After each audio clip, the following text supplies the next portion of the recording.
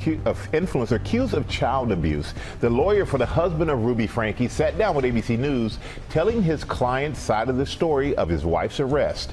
Kevin and I have decided that we are going to give the gift of truth to them. This morning, with popular parenting YouTuber Ruby Franke facing 6 felony counts of child abuse, her husband Kevin, seen here in one of Ruby's many social media videos, now fighting to clear his own name.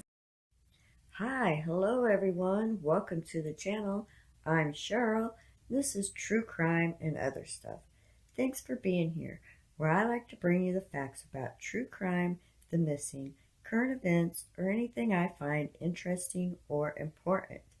Today, I have a video about Kevin Franke, which is Ruby Franke's husband.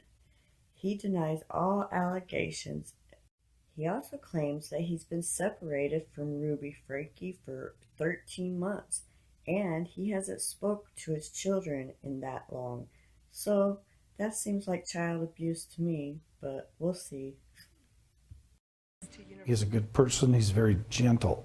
He's a very gentle guy, and no one's ever made any allegations that he's ever physically abused those kids or anyone else. His lawyer telling ABC News that Kevin's main objective is the safety of his kids. He just wants to do what's best for his kids, get them back, get them under his tutelage and his fathership, and protect them.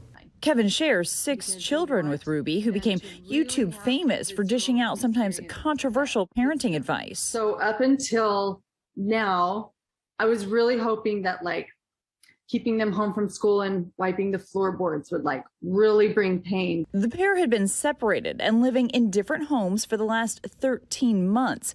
Kevin's lawyer says he's distraught at how the allegations have impacted his family. In a since-deleted video from her YouTube, Ruby's sister Bonnie says family members tried to intervene. We all did as much as we could legally, and you don't know what you don't know. Ruby arrested last week after authorities say her 12-year-old son escaped through a window, running to a neighbor's home pleading for food and water.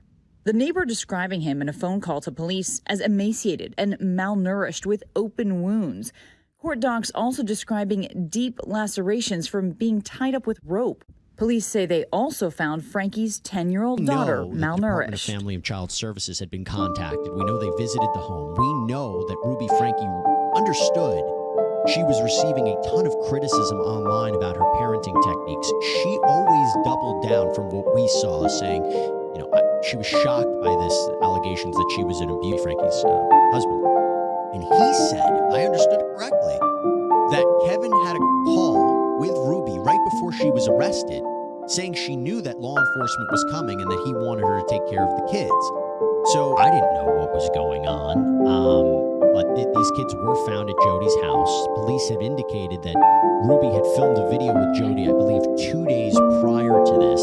So they said she would have had the knowledge that this abuse was going on. She is charged with not only inflicting the abuse of herself on these kids, but allowing it to happen, causing someone else to do it as well. It's quite broad with what she's charged with.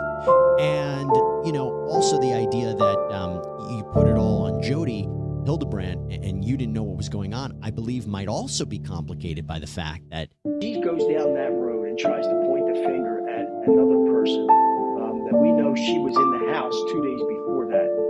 People on the jury just will immediately look at her and say, how can you let your children go to a place where you don't know what's going on inside that house, where you were in that house 2 days prior? She's going to look like a monster trying to do something like that.